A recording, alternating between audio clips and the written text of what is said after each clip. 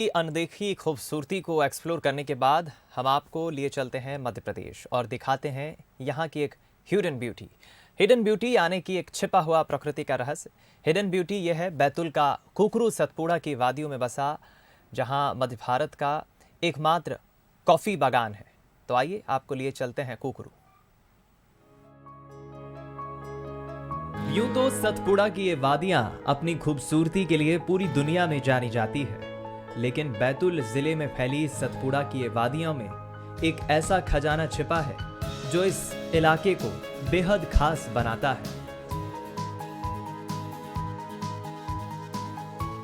मैं बता दूं, बहुत कम लोग शायद मध्य प्रदेश में भी जानते हैं कि मैं जहां पर हूं इस वक्त, ये बैतूल से करीब करीब 100-125 किलोमीटर दूर है। ये जगह भैंसदेही तहसील के पास, वहाँ से भी करीब 30 किलोमीटर दूर एक पहाड़ी एरिया, नाम है कुकरू खामला। और मेरे पीछे आप ये देख रहे हैं, आप कोई भ्रम मत पालिए कि ये करौंदा है या कोई ऐसा प्रोडक्ट है जो करौंदा कह लीजिए इसको, या फिर आप चेरी समझ लीजिए इसको।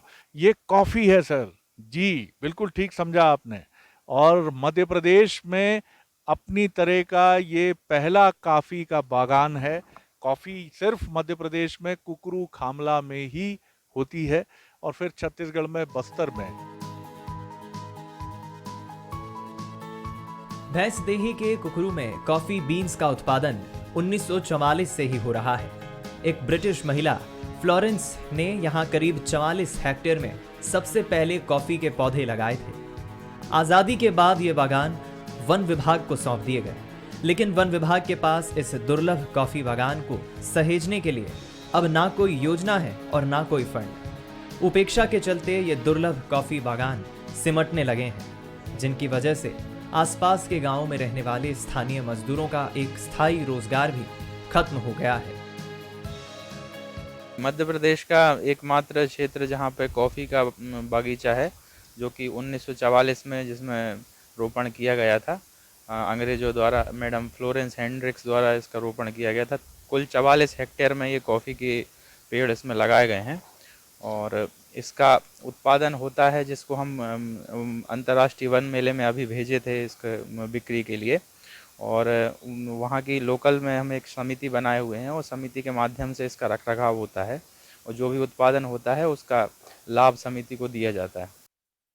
वर्तमान में काफ़ी बागान का अच्छा प्रबंधन न होने के कारण लोगों को रोजगार के अवसर भी उपलब्ध नहीं हो पा रहे हैं, और काफ़ी बागान से जो आय वन विभाग को होना चाहिए वो भी नहीं हो पा रही है।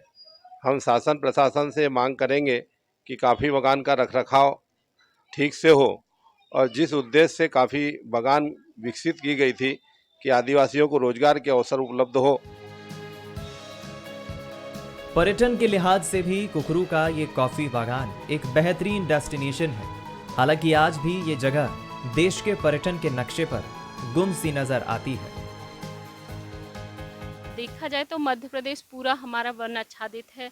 दूर दूर तक जहाँ तक दृष्टि जाती है, पहाड़, प्राकृतिक सौंदर्य, वन संपदा से भरा हुआ है। और ऐसे ही में मुझे पता चला कि यहाँ पर बैतूल ज़िले से थोड़ा आगे 40-50-60 किलोमीटर एक जगह है जहाँ पर कॉफ़ी के बागान लगे हुए हैं।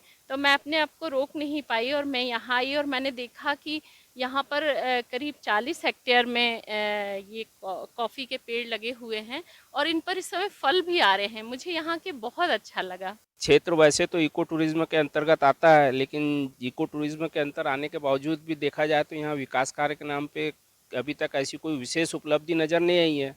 और पर्यटकों का जो रुचि और उत्साह बढ़ना चाहिए उसके हिसाब से यहाँ ऐसी कोई व्यवस्था नहीं है।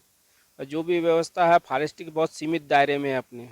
काफ़ी बागान घूमकर काफ़ी अच्छा लगा, और ये हमारे लिए एक बहुत बड़ी उपलब्धि है, या कहे हमारे लिए एक प्राउड फील करने वाली बात है कि मध्य प्रदेश का एकमात्र काफ़ी बागान हमारे क्षेत्र में है और यहाँ घूम करके एक आनंद की अनुभूति मिलती है। जिस तरह नॉर्थ ईस्ट भारत अपने चाय बागानों के लिए और दक्षिण भारत कॉफी उत्पादन के लिए ख्यात है, उसी तरह मध्य प्रदेश का ये कॉफी बागान भी पहचान पा सकता है। जरूरत है तो केवल इस धरोहर को सही तरीके से सहेजने और विकसित करने की। छुट्टियों के बीच में अगर अभी भी समय है कुछ लोगों के पास जो सोच रहे हैं कि कहाँ पहुँचें, तो कुकरू खामला आपको बुला रहा है। आइए, बहुत शुक्रिया आपका। कैमरामैन शंकर के साथ शरद द्विवेदी, कुकरू खामला। चलिए इसी के साथ इस